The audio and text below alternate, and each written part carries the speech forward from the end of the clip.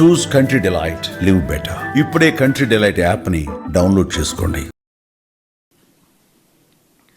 చివరికి అన్నిటికన్నా నిజంగా బాధ కలిగించే విషయం, ఆశ్చర్యం కలిగించే విషయం, 70 ఏళ్ళ ముసలైన కొమ్మినేని శ్రీనివాస్, మీతో పాటు మీ తోటి విలేకరి,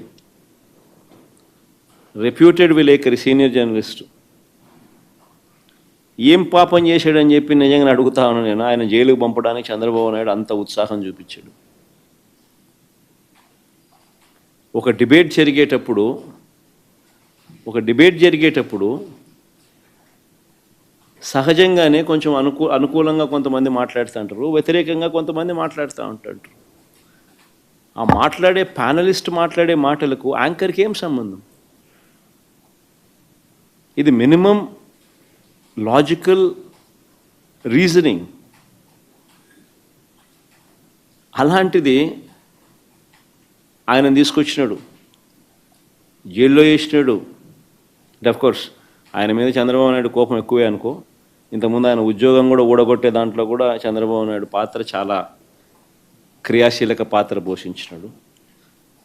అంతటితో ఇంకా సంతోషపడలే ఉద్యోగం పీకినందుకు. అప్పట్లో ఆయన జీవితం నాశనం చేయాలా, ఆయన పరువును తీయాలా, ఆయన జైల్లో పెట్టాలా? ఇంత దిక్కుమాలిన ఆలోచనలు చూడు ఇవన్నీ.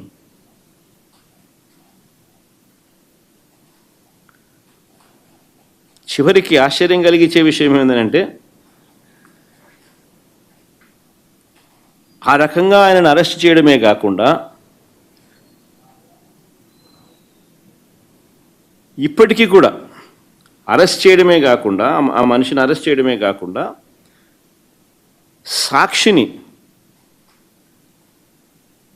సాక్షి ఆస్తులను ధ్వంసం చేసే కార్యక్రమం ఆర్కెస్ట్రేటెడ్గా ఒక రాజకీయ పార్టీకి దగ్గరుండి ఆర్కెస్ట్రేటెడ్ పద్ధతిలో ఒక రాజకీయ పార్టీ ఆర్కెస్ట్రేటెడ్గా గవర్నమెంట్కు వ్యతిరేకంగా గలం విప్పుతూ ఉంది పత్రిక, టీవీ ఛానల్ అని చెప్పి, గొంతు నులపడం కోసం అని చెప్పి నువ్వు నీ తెలుగుదేశం పార్టీకి సంబంధించిన కార్యకర్తలను ఉసుగొలిపి నీ ఎమ్మెల్యేలు నువ్వు అంతా చేసే కార్యక్రమం ఇది ధర్మమేనా అని అడుగుతా ఉన్నా. చివరికి సుప్రీంకోర్టు ఇదే కొమ్మినేని గారిని, సుప్రీంకోర్టు మామూలుగా సుప్రీంకోర్టు బెయిల్ అనేది, అరెస్ట్ చేసిన వ్యక్తిని సుప్రీంకోర్టు బెయిల్ అనేది ఇవ్వదు.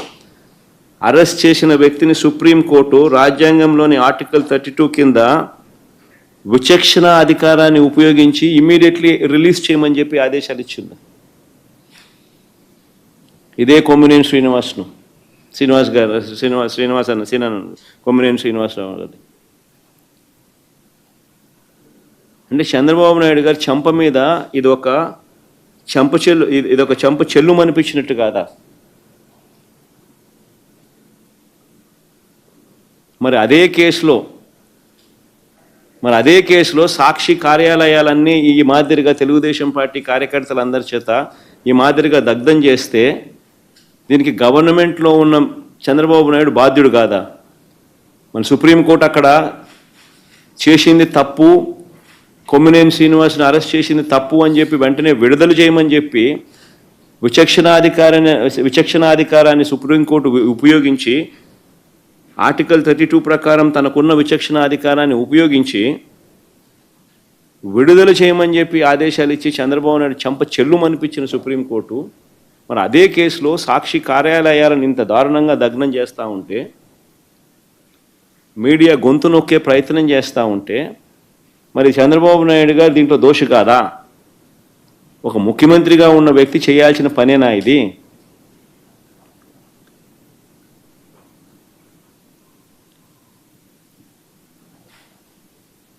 ఇది తప్పుడు సాంప్రదాయం కాదా? రేపొద్దున ఇదే సాంప్రదాయం కొనసాగితే రేపొద్దున ఎవరైనా బతుకుతారా?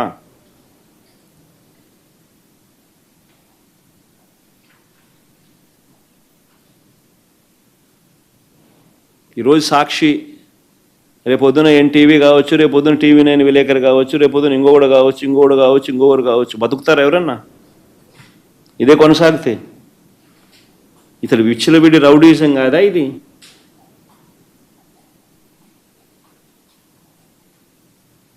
అంటే ఆయనకు వ్యతిరేకంగా ఎవరు ప్రజాశక్తి కావచ్చు, ఇంకోడు కావచ్చు ఆయనకు వ్యతిరేకంగా ఎవడు మాట్లాడినా, ఎవడు రాసినా, ఎవడు చూపించినా